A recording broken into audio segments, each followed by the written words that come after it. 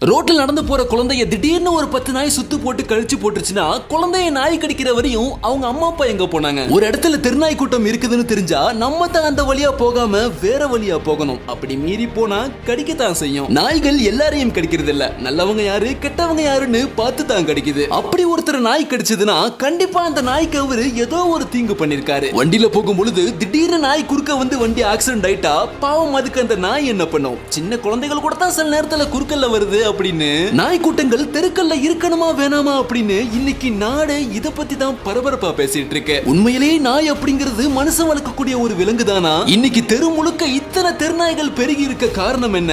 ஒரு நாட்டுல நாய்கள் ஃபுல்லா பெருகி போயிட்டா கடைசில அங்க என்ன நடக்கும்? அதே சமயத்துல நாய்களே இல்ல அப்படின்னாலும் அதனால என்ன நடக்கும்? இதுக்கான ஒரு தீர்வு என்ன அப்படிங்கறத பத்தியும் தான் இந்த வீடியோல டீடைலா பார்க்க போறோம். வீடியோ ரொம்ப ரொம்ப முக்கியமானதா இருக்க போது, சோ ஸ்கிப் பண்ணாம கடைசி வரையும் பாருங்க. Welcome to IR Tamil.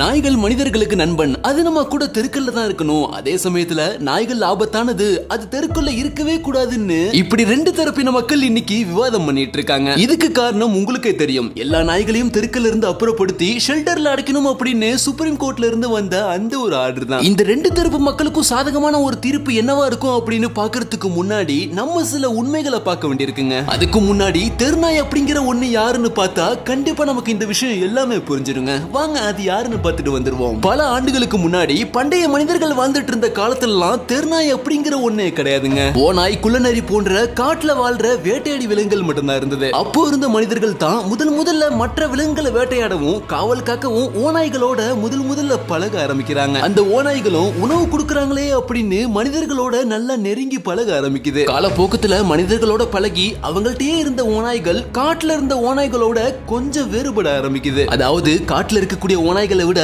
ஆக்ரோஷம் குறைவா, தந்திரம் குறைவா, வேட்டையாடும் குணம் குறைவா அப்படின்னு அப்பதான் ஓநாய்கள்ல இருந்து நாய்கள் அப்படிங்கிற ஒண்ணு வர ஆரம்பிக்குது. அப்பவும் அந்த நாய்கள் எல்லார்ட்டையும் கிடையாதுங்க. சில மனிதர்கள்ட்ட மட்டும்தான் பண்ணையை காக்கவும் விலங்குகளை வேட்டையாடவும் பயன்படுத்தப்பட்டிருக்கு. காலங்கள் கடக்க காட்டுல இருக்கக்கூடிய ஓநாய்களை விட மனிதர்கள்ட்ட இருக்கக்கூடிய அந்த நாய்களுக்கு சுலபமா உணவு கிடைச்சிருக்கு. சில நேரத்துல அது மனிதர்கள் சாப்பிடக்கூடிய அதே உணவையும் சாப்பிட ஆரம்பிச்சிருக்கு. இதனாலேயே நாய்கள் அதிக அளவு இனப்பெருக்கம் செஞ்சுக்கிட்டதுனால சில பேர் மட்டும் வளர்த்த நாய்கள் இப்போ அவங்க சில குட்டிகளை தெருக்கல்லையும் விட ஆரம்பிக்கிறாங்க. தெருக்கல்ல இருந்த குட்டிகள் குப்பைகள்ல கிடைக்கிற எதையோ சாப்பிட்டுட்டு வளர ஆரம்பிக்குது. ஆரம்பத்துல கிராமத்துல மட்டும் இருந்த நாய்கள் காலப்போக்கத்துல நகரங்களோட தெருக்கல்லையும் வர ஆரம்பிக்குது. இப்படி தெருக்கல்லையே வாழ்ந்து தெருக்கல்ல கிடைக்கிறத சாப்பிட்டுட்டு மிகப்பெரிய அளவுல இனப்பெருக்கம் செஞ்சு தெருக்கல்லையே தனது வாழவிடமா மாத்தின இந்த நாய்கள் தான் தெருநாய்கள் அப்படிங்கிற பெயரையும் வாங்குது.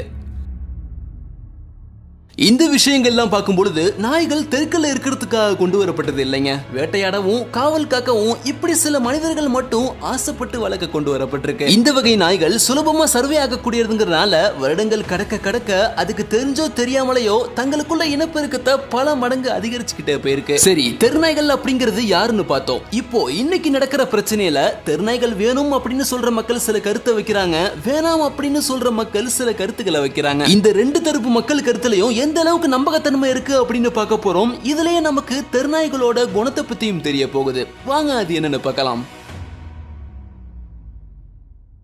முதல்ல நம்ம பார்க்க போறது தெருநாய்களை ஆதரிக்கும் மக்கள், டாக் லவர்ஸ் அப்படின்னு இவங்களை சொல்றாங்க. நாய்கள் மனிதர்களுக்கு எதிரி அல்ல, எந்த விதத்திலும் மனிதர்களை துன்புறுத்தாது, நாய்கள் மனிதர்களோட நண்பன், கண்டிப்பா அது தெருக்கல்ல இருக்கணும் அப்படிங்கிறது தான் இவங்களோட ஸ்டேட்மெண்டாவும் முக்கிய நோக்கமாவும் இருக்குது. இப்போ இவங்க அதுக்காக சொன்ன சில கருத்துக்கள் மட்டும் உண்மையானது, சில கருத்துக்கள் ஏத்துக்க முடியாதது. அதுல இவங்க சொன்ன உண்மையான விஷயம் என்னன்னா, நாய்கள் தெருக்கல்ல இல்லனா திருட்டுகள் அதிகமாகும் அப்படின்னு. ஆமாங்க, நாய்களால பல திருடர்கள் பயந்து ஓடியதாகவும் சொல்லப்படுது. அதே மாதிரி பல சம்பவங்கள் சிசிடிவில பதிவாகியும் இருக்கு. அதே சமயத்துல எப்பேற்பட்ட நாய் கூட்டங்கள் இருந்தாலும் சரி, அதையெல்லாம் தாண்டி சாதுரியமா திருடிட்டு போன பல திருட்டு சம்பவங்களும் நடந்திருக்கு. அடுத்ததா அவங்க சொல்றது நாய்களை ஷெல்டர்ல அடைக்கிறது அதோட சுதந்திரத்தை பறிக்கிற மாதிரி அப்படின்னு. ஆமாங்க, இது உண்மைதான். எந்த ஒரு விலங்கையுமே கூண்டுக்குள்ள அடைச்சி நம்ம கண்ட்ரோல்ல வைக்கிறது அப்படிங்கிறது தப்பு தான். இந்த உலகத்துல எல்லா உயிரினத்துக்கும் அதோட இஷ்டத்துக்கு சுதந்திரமா வாழ உரிமை உண்டு. கடைசியா மூணாவது பாயிண்ட், நாய்களை மனுஷங்க தான் துன்புறுத்துறாங்க, அதனால தான் அது அவங்களை கடிக்கிறதா அப்படின்னு சொல்றாங்க. ஆமா, சில பேர் இருக்காங்க தான் நாயை பார்த்தாலே துரத்தி விடுறது,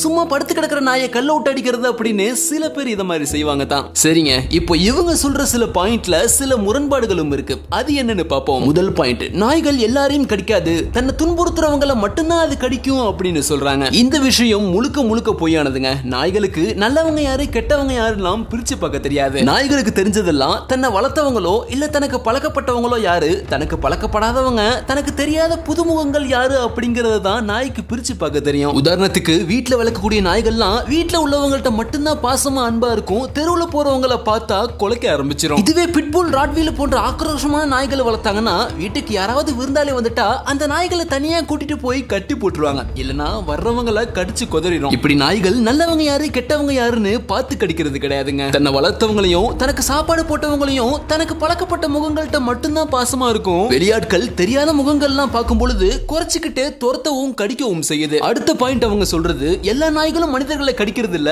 சில நாய்கள் மட்டும் தான் கடிக்குது, அதனால எல்லா நாய்களையும் குறை சொல்லாதீங்க அப்படின்னு சொல்றாங்க. முதல்ல நாய்கள்ல மொத்தம் 2 இருக்குங்க, சொறி நாய் மற்றும் வெறி நாய். சொறி நாய் பெரும்பாலும் நோய்களால பாதிக்கப்பட்டிருக்கும், ஆக்ரோஷத்தை காட்டாது, சரியா அதால ஓட கூட முடியாது. அடுத்து வெறி நாய், இதை யார பார்த்தாலும் முறைச்ச முகத்தோடய தான் பார்க்கும், இந்த நாய்கள் தான் அதிகமா கடிக்கக்கூடியது, இது கடிச்சா தான் ரேபிஸ் நோயும் வரும். சரி, மீதி இருக்கிற நாய்கள்லாம் அமைதியா தானே இருக்கும் அப்படின்னு கேட்டா ஆமாங்க, அமைதியா தான் இருக்கும். எப்போ நைட்டு 10 மணிக்கு மேல ஆகுதோ அப்போ எல்லா நாயும் வெறி நாய் மாதிரி மாறிடும். ஆடு மாடி எல்லாத்தையும் பாத்தீங்கன்னா பகல் முழுக்க மேய்ஞ்சிட்டு இரவுல தான் தூங்க போகும். ஆனா இந்த நாய்கள் நைட்ல தான் மொத்த படையும் கூட்டிட்டு தெரு முழுக்க சுத்த ஆரம்பிக்கும். இரவு நேரத்துல யாராவது தெருக்குள்ள வந்துட்டா போதும், ஒரு நாய் பார்த்து ஊழ விட மீதி எல்லா நாயும் அதை பார்த்து கிளம்பிடும். அது திருடனா இருந்தாலும் சரி, ஒரு சாதாரண மனுஷன் நடந்து போனாலும் சரி. இந்த போட்டோவை நல்லா பார்த்தாலே தெரியும், ஒருத்தர் நாய் துரத்தும் போது கெட்ட நாயை மட்டும் துரத்திட்டு நல்ல நாயெல்லாம் பின்னாடி நின்று வேடிக்கை பார்க்கறது இல்ல. ஒரு நாய் பார்த்து துரத்த ஆரம்பிச்சுட்டா மீதி எல்லா நாயும் தூங்கிட்டு இருக்கிற நாய் கூட எழுந்திருச்சு துரத்தி அந்த தெருக்கல்ல உள்ள அத்தனை நாயும் அவங்கள சுத்து போட்டுரும். அடுத்து 3வது பாயிண்ட் அவங்க சொல்றது, ஒரு இடத்துல நாய் இருக்குது தெரிஞ்சா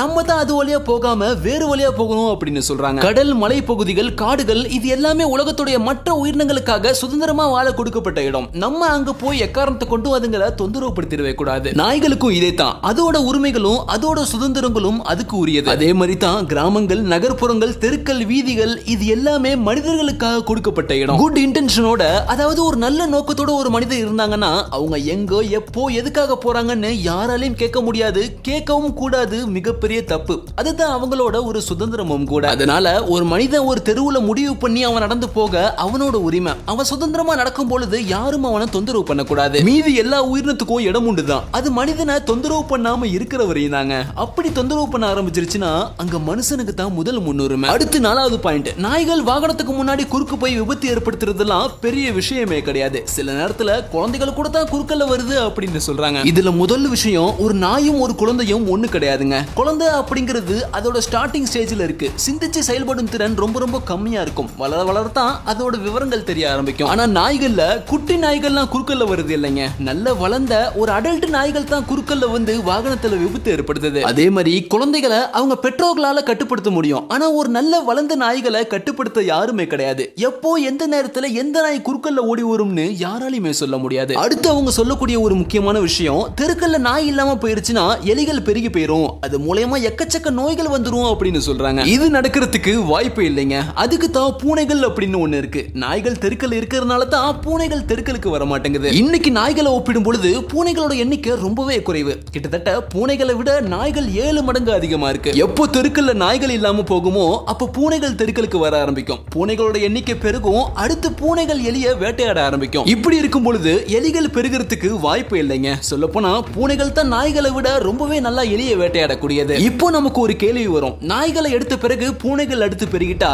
இப்போ அது மூலமா மனிதர்களுக்கு ஏதாவது பிரச்சனை வராதா அப்படின்னு. பூனைகள் வாகனத்துல மோதினா அது நம்ம வண்டியை பெரட்டி வர்றதுக்கு வாய்ப்புகள் ரொம்ப ரொம்ப குறைவு. அது மட்டும் இல்லாம பூனைகளுக்கு ரெஃப்ளெக்ஷன் ரொம்ப ரொம்ப அதிகம். வண்டி வரும் பொழுது எதுக்கு பூனைகள் குறுக்க கடந்து போகுதுன்னா கண் சிமிட்டுறதுக்குள்ள மின்னல் வேகத்துல கடந்து போயிடும். அதே மாதிரி பூனைகள் யாரையும் பர்டிகுலரா டார்கெட்டை வச்சு தோர்த்தாதுங்க. மனுஷங்களை கம்பேர் பண்ணும் பொழுது பூனைகள் ரொம்பவே சின்னதுங்கிறதுனால அதிகபட்சம் பூனைகள் மனிதர்களை அட்டாக் பண்ண முன் வராது. அதே மாதிரி பூனைகள் நாய்கள் மாதிரி குரூப்பா ஒன்னு சேர்ந்து அட்டாக் பண்ணாது. பர்டிகுலரா நம்ம பூனைகளை தொந்தரவு பண்ணா தான் நகங்களை அதிகபட்சமா நம்ம மேல வறண்டி விடும். அதோட உயிருக்கு ஆபத்து அப்படின்னா மட்டும்தான் நம்மள கடிக்கவும் ஆரம்பிக்கும். உதாரணத்துக்கு பாத்தீங்கன்னா பல நாடுகள்ல தெருக்கல்ல நாய்களே இருக்காதுங்க. இதனால பூனைகள் எண்ணிக்கை பெருகி தெரு முழுக்க பூனைகளா தான் நிறைஞ்சு இருக்கும். அது மட்டும் இல்லாம 20-30 பூனைகள் ஒன்னு சேர்ந்து உங்களை உங்களை அட்டாக் பண்ணாலும் கூட அப்படி அட்டாக் பண்ணாது. ஒருவேளை அட்டாக் பண்ணுச்சுன்னா காயங்களோட மட்டும் நீங்க ஈஸியா தப்பிச்சு வந்துடலாம். காரணம் பூனையோட பைட் ஃபோர்ஸ் 60ல இருந்து 70 வரையும் தான், மனிதர்களை விட கம்மி. ஆனா இதுவே நாய்கள், ஒரு 5 நாய்கள் சேர்ந்து ஒரு மனிதனை அட்டாக் பண்ணா போதும், அந்த மனிதனுக்கு உயிரே கூட போக வாய்ப்பு இருக்குங்க. காரணம் நாய்களோட பைட்டிங் ஃபோர்ஸ் மனிதனை விட அதிகம், 200ல இருந்து 300 வரையும் இருக்கும். ஒரு நல்ல வளர்ந்த கட்டுக்கோப்பான ஸ்ட்ராங்கான ஒரு நாய் ஒரு புடி பிடிச்சிச்சுன்னா கிட்டத்தட்ட அதோட ஒரு கடி லெப்பர்ட் அளவுக்கு ஒரு சிறுத்தையோட கடி மாதிரி இருக்கும். ஆக மொத்தத்துல நாய்கள் தெருக்கல்ல இல்லாம போச்சுன்னா பூனைகள் பெருகி விட்டாலும் மனிதர்களுக்கு பாதிப்பு இல்ல. பூனைகள் இருக்கிறதுனால எலிகள் பெருகவும் வாய்ப்பு இல்ல. சோ இப்போ நாய்களை வளர்க்கக்கூடிய மனிதர்கள் கடைசியா சொல்லக்கூடிய விஷயம், நாய்களும் ஒரு உயிர் தானே, பாவம் வாயிலா ஜீவன், நம்ம கொடுக்கிற மிச்சம் மீதியை சாப்பிட்டுட்டு காலம் ஃபுல்லா நன்றியோட விசுவாசத்தோட வாழாட்டிக்கிட்டே இருக்குமே அப்படின்னு எமோஷனலா சில விஷயத்தை எடுத்து வைக்கிறாங்க. சரி, நம்ம உணவுக்காக பயிர்கள் அறுக்கும் பொழுது பல சின்ன சின்ன உயிரினங்கள், பூச்சிகள் உயிரிழக்குது, ஏன் அந்த செடி கூட உயிரிழக்குது. ஆனா அதுக்கு வாய் மட்டும் தான் பேசுறதுக்கு இல்ல, ஆனா அதுக்கும் ஒரு உயிர் இருக்குது. காரணம் மனிதர்களுக்கு முன்னுரிமை கொடுக்கப்பட்டு மனிதர்களுக்கான உணவுக்காக அந்த சின்ன பூச்சி உயிரினங்களும் செடிகளும் உயிரிழக்குது. அதே மாதிரி தாங்க நாய்களும். நாயும் செடி கொடியும் ஒன்னா அப்படின்னு நமக்கு ஒரு கேள்வி வரும். இதுக்கு நம்ம சொல்றது இப்போ நாய்களும் மனிதர்களும் ஒன்னா அப்படிங்கிறது தான். ஆமாங்க, உதாரணத்துக்கு இப்போ உங்களுக்கு புரிஞ்சிடும் பாருங்க. ஒரு நாயோட காதுல ஒரு பூச்சி ஒண்ணு புகுந்துருச்சு, அது டாக்டர்கிட்ட கொண்டு போனா அந்த பூச்சியை வெளியே எடுத்தா தான் நாய் உயிர் பிழைக்கும், இல்லனா நாய் செத்து போயிடும். ஆனா அந்த பூச்சியை வெளியே எடுத்தா இப்போ அந்த பூச்சி செத்து போயிடும், உள்ளே இருந்தா தான் அந்த பூச்சியால உயிர் வாழ முடியும் அப்படின்னு டாக்டர் சொல்றாரு. இப்போ நம்ம கண்ணை மூடிட்டு சொல்லுவோம், அந்த பூச்சி செத்தாலும் பரவாயில்ல, முதல்ல அதை வெளியே எடுத்து அந்த நாயை காப்பாத்துங்க அப்படின்னு. அதே மாதிரி ஒரு நாய் ஒரு மனிதனோட தொண்டையை கவ்வி பிடிச்சிட்டு இருக்கு, அந்த நாயை துப்பாக்கியால சுட்டாதான் அந்த மனுஷனை காப்பாற்ற முடியுங்கிற ஒரு நிர்பந்தனை வருது. இல்ல துப்பாக்கியால சுட்டா நாய் செத்து போயிருமே அப்படின்னு அந்த மனுஷனோட உயிரை அப்படியே விட்டுலாமா? ஏன் தாய்க்கும் வயிற்றுல இருக்கிற குழந்தைக்கும் பிரச்சனை ஆகி கிரிட்டிக்கலான சிச்சுவேஷன் வரும்பொழுது தாய் அல்லது குழந்தை 2 பேர்ல ஒரு ஆளை மட்டும் தான் காப்பாற்ற முடியும் அப்படிங்கிற நிர்பந்தனை வரும். அப்போ அந்த இடத்துல வேற வழியே இல்லாம முதல் முன்னுரிமை கொடுக்கப்பட்டு தாயோட உயிரை தான் முதல்ல காப்பாத்துவாங்க. இதாங்க இந்த உலகத்துல வாழ்ற ஒவ்வொரு உயிருக்கும் அதற்காக ஒரு முன்னுரிமை கொடுக்கப்பட்டிருக்கு. அந்த வகையில உலகத்திலேயே முதல் முன்னுரிமை அப்படின்னா அது மனித உயிருக்கு மட்டும்தான், அதுக்கப்புறம் தான் மீதி எல்லாமே. அப்பேற்பட்ட இறைவனே உலகத்திலேயே ஆகச்சிறந்த படைப்பு மனித படைப்பு தாங்க சொல்றான்.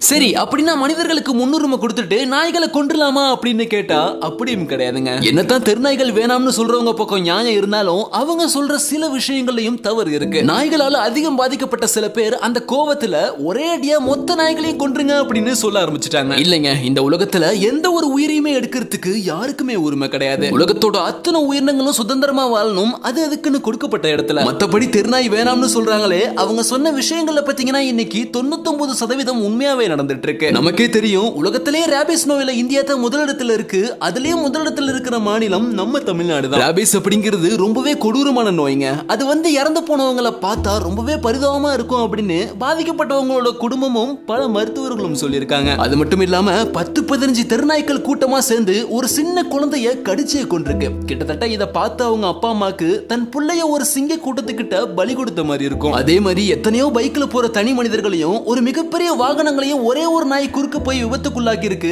கடைசியில அந்த நாய் தப்பிச்சு போயிரும். அந்த விபத்துல மாட்டினவங்க அத்தனை பேரும் பாத்தீங்கன்னா இறந்து போயிருவாங்க. நீ யாரையும் போய் கடிக்க கூடாது, தெருக்கல்ல வாகனத்துக்கு முன்னாடி குறுக்க ஓடக்கூடாது அப்படின்னு நம்ம நாய்கிட்ட போய் சொல்ல முடியாதுங்க. அதே மாதிரி தெருநாய்களை கட்டி போடவும் முடியாது. தான் இருக்கிற இடத்துல அது தனக்கு பிடிச்சதை தான் செய்யும். எப்பயாவது கவனிச்சிருக்கீங்களா, நாய்களுக்கு சாப்பாடு போடலன்னா அந்த நாய் தானாவே சாப்பிட்டுட்டு எந்த மனிதர்களும் பழக்கம் இல்லாததுனால அது இஷ்டத்துக்கு இருக்கும், யாரையும் தொந்தரவு பண்ணாது. நம்ம கிட்ட போனா கூட எங்க நம்ம அடிச்சிட போறோமோ அப்படிங்கிற பயத்திலே இருக்கும். அந்த அளவுக்கு அந்த நாய்கள் ஆதரவற்று இருக்கும். ஆனா எப்ப சில நாய்கள் அந்த தெருமக்களால சாப்பாடு போட்டு அன்பா கவனிச்சிக்கப்படுதோ அந்த தெருமக்களுடைய முகத்தெல்லாம் அது நல்லா பார்த்து வச்சுக்கும். இவங்க தான் நம்ம ஓனர், இவங்கள தான் நம்ம பாதுகாக்கணும் அப்படின்னு அந்த நாய்க்குள்ளேயே ஒரு மென்டாலிட்டி வந்துரும். கடைசியில அந்த தெருமக்களை தவிர மீதி யார் அந்த தெருவுக்கு வந்தாலும் சரி அவங்கள எதிரியா நினைச்சு குறைச்சிக்கிட்டே கடிக்க ஆரம்பிச்சிரும். இதனால தாங்க அமெரிக்கா போன்ற பல வெளிநாடுகள்ல தெருக்கல்ல நாய்களையே பார்க்க முடியாது. அப்படி நீங்க ஏதாவது ஒரு நாயை பாத்தீங்கன்னா அது யாராவது ஒரு வீட்டுல வளர்க்குற நாயா தான் இருக்கும், கண்டிப்பா தெருநாயா இருக்காது. மனிதர்களுக்கு எந்த விதத்திலும் டிஸ்டர்பன்ஸ் இருக்க கூடாது அப்படின்னு வெளிநாடுகள்ல அந்த அரசுகள் இந்த சட்டத்தை ரொம்ப ஸ்ட்ரிக்ட்டா வச்சிருக்கும். நாய்கள் மாதிரியே சிங்கம் புலியும் தெருவுல வச்சு வளர்க்கலாமே, அதுவும் சின்ன வயசுல இருந்தே சாப்பாடு போட்டு பழகிட்டீங்கன்னா உங்கள்ட்ட மட்டும் பாசமா வாலாட்டிக்கிட்டு இருக்கும், புதுசா யாரையும் பார்த்தா போட்டு தள்ளிரும். அதே மாதிரி தாங்க நாய்களும் தெருக்கல்ல இருக்கக்கூடிய விலங்குகள் கிடையாது. ஒரு டைம்ல ஓநாய்கள் காட்டுல இருந்தது, இப்போ அந்த ஓநாய்கள் நாய்கள் வேடத்துல தெருக்கல்ல உலா வருது. அதனால தெருநாய்கள் அப்படிங்கிறது நிச்சயமா மனிதனுக்கு ஆபத்து விளைவிக்கக்கூடிய ஒரு விலங்கினமே.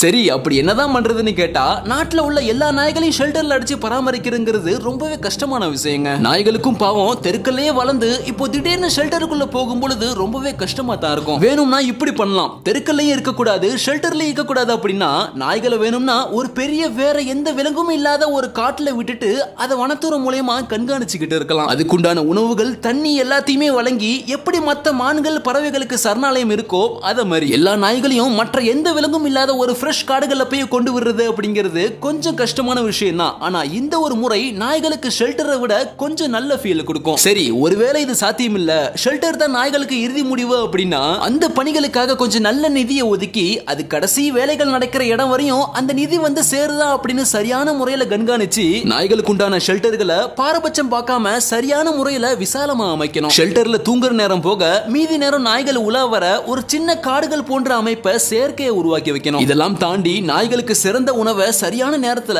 ஷிஃப்டிங் முறையில நல்ல பாதுகாப்பு உடை அணிஞ்ச மனிதர்களை இதை ஒரு அரசு வேலையா நியமிக்கப்பட்டு நாய்களை நல்லா பராமரிக்கணும். கொஞ்சம் நாய்கள் ஃப்ரீயா உலாவர அந்த வராண்டாக்களை அகலப்படுத்தி எதிர்ப்பக்கம் வழக்கி பின்னாடி மனிதர்கள் நின்று பார்த்துட்டு போற மாதிரி ஜூ போன்ற அமைப்பு ஏற்படுத்தலாம். இறுதியில அது மூலமா வர சுற்றுலா தொகையை அந்த நாய்களுக்கு செலவு செய்யலாம். ஏனோ தானமா செய்யாம இப்படி சரியான முறையில பல வசதிகளோட ஷெல்டர் அமைச்சா அந்த நாய்களுக்கும் ஒரு சரியான வாழ்விடம் கிடைச்ச மாதிரி இருக்கும், தெருக்கல்லையும் நாய்கள் இல்லாத மாதிரி இருக்கும். கொஞ்சம் சிரமம் தாங்க.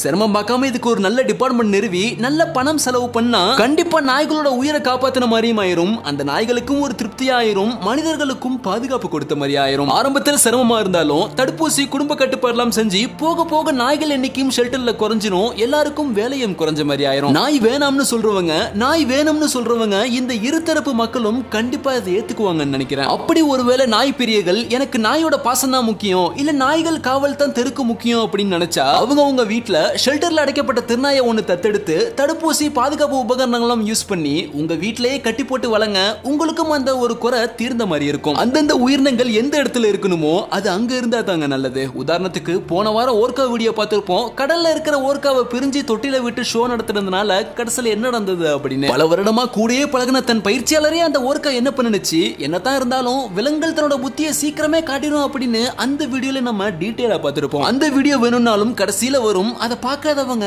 மறக்காம செக் பண்ணி பாருங்க. அவ்வளவுதாங்க. இந்த வீடியோல நான் எதுவும் தவறு செஞ்சிருந்தாலோ இல்ல எந்த தரப்பினரையாச்சும் தவறா சொல்லியிருந்தாலோ கமெண்ட்ல தெரியப்படுத்துங்க. அது மட்டும் இல்லாம இந்த வீடியோ பத்தி உங்களுடைய கருத்து என்ன அப்படிங்கறதையும் மறக்காம கீழே கமெண்ட்ல சொல்லுங்க. அடுத்த ஒரு வீடியோவுடன் மீண்டும் சந்திப்போம். See you, bye bye.